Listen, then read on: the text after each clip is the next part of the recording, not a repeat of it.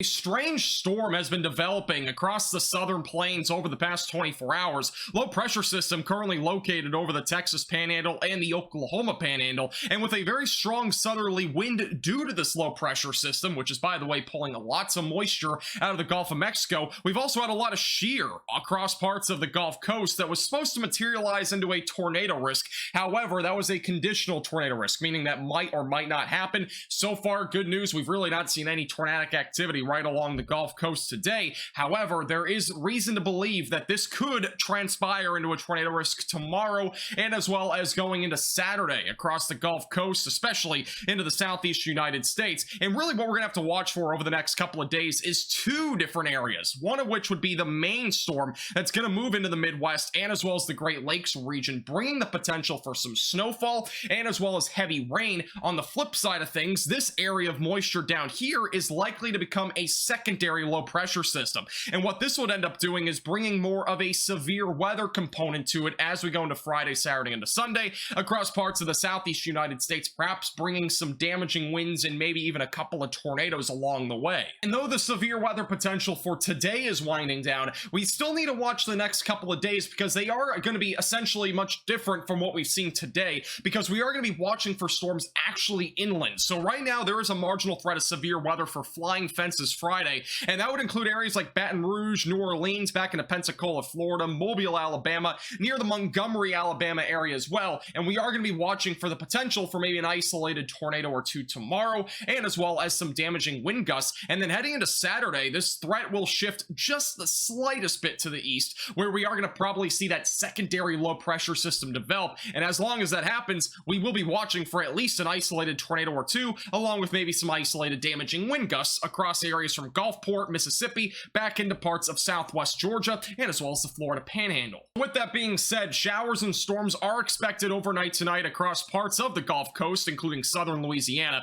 We'll be watching for this storm activity stretching from New Orleans and Gulfport back into the Gulf of Mexico for maybe an isolated water spout or two offshore. Might see a brief tornado overnight right along the immediate south coast here of Louisiana. But notice as we go into tomorrow morning near 7, these storms are really going to start to fire up just southwest of New Orleans. And what we are going to be watching for is the potential for an isolated tornado or two here just south of New Orleans through the late morning. And then once we go into the afternoon hours, that storm activity kind of shifts off the coast. And we will also be watching back over in the Florida Panhandle and maybe into southern Alabama for an isolated storm or two that might go a little rogue and maybe produces a brief tornado or at least maybe some damaging wind gusts. But elsewhere, we're really not going to be looking at much. It's going to be a pretty isolated threat overall. And then once we go into tomorrow night, showers and storms will continue across this entire region. Second round of showers and storms across parts of Louisiana and as well as southern Mississippi that might also produce some isolated damaging winds and maybe a brief tornado. And then going into Saturday morning, lots of rainfall out there. This might limit the severe weather potential quite a bit just due to the fact there's so much convection, but we would still be watching for at least maybe an isolated tornado along with some damaging wind gusts as we go into Saturday morning. Now, I mentioned that this storm is going to be quite strange, and the fact that it's going to be producing the potential for tornadoes along with some snowfall, there's really a lot of aspects to this system. So as we go into tomorrow, we are still going to be watching for some showers and storms right along the Gulf Coast, but notice there will be some snowfall stretching from the Central Plains back through the Great Lakes. And what's really interesting about this is that it's going to be a very thin area that's actually going to see snow, and I'll show you those areas that are actually going to see snow here in a second. But once we go into Saturday into Sunday, lots of showers and storms continue across the southeast. Notice a new low pressure system tries to develop down there. It's going to be overall a weak low pressure system, but it's going to be strong enough for maybe some showers and storms. Once we go into late Saturday into Sunday, that low pressure system moves out of the northeast, but what we will have to watch for going into early next week is the potential for a nor'easter. Now, this is going to be something that we need to watch for closely over the next few days. We are still multiple days out, so things might change a little bit. And the European model's only been on board with this for the last really 24 hours, if that. So we are going to have to watch and see what the trends show with this, but there is a chance that we see multiple inches of snow as we go into early next week across parts of the northeast, including New England. And once we go into Tuesday, that would clear out. Now, once we go into Tuesday into Wednesday of next week, the weather pattern changes completely. We are going to go more into an El Nino type weather pattern where we have our jet stream lifted up here to the north, a ridge dominating in the southwest United States, rain activity continuing in the Pacific Northwest, small little clipper systems coming across the Midwest with maybe maybe some snowfall and rain to go along with that, and also some activity right here along the immediate East Coast. And I would even include Florida in the big picture as we go into the later half of next week, because again, the jet stream likes to kind of change itself a little bit, starts to shift further down to the south, further up to the north, and if it does end up shifting a bit further down to the south, a better chance for some showers will exist across parts of Florida as we go into late next week, which is again pretty typical for El Nino. Now let's talk more about the short-term snow potential across the Central Plains and again going back through the Midwest.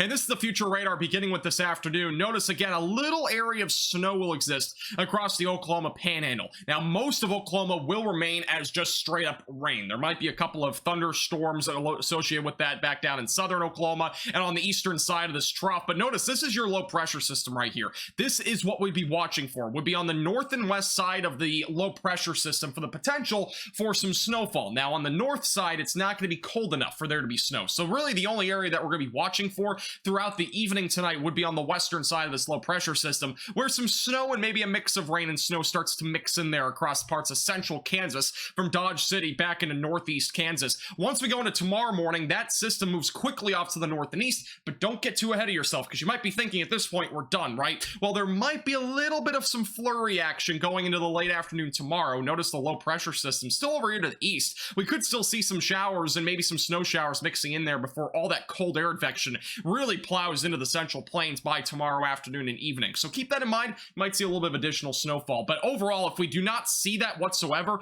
we would see maybe a coating to an inch across a very thin area of Kansas and Oklahoma. And on the flip side, if we do end up seeing that tomorrow evening, you might get an additional coating, if that, maybe half an inch across parts of eastern Kansas, and then a little thin area going all the way back through Iowa and as well as into parts of the Midwest. And speaking of the Midwest, we are going to still be watching for a little bit of snowfall up here as well. Most of the Midwest will just see pure rain, or you might not see anything, depending on where you are. Dry air is likely across much of the northern part of the Midwest, mainly due to the fact we have all this cold air advection, and warm air advection back down here to the south will keep it active across parts of the southern Midwest. But notice a very thin area stretching from Michigan back into parts of even near Chicago with a little bit of some snow action. Most of this will be a mix of rain and snow, so you might get a slushy coating across parts of the Midwest. On the flip side of things, back over in Michigan, a little bit better of a chance for maybe a little bit of accumulation of snow, but it wouldn't be anything too dramatic. And again, we might see some passing snow showers as we go into the late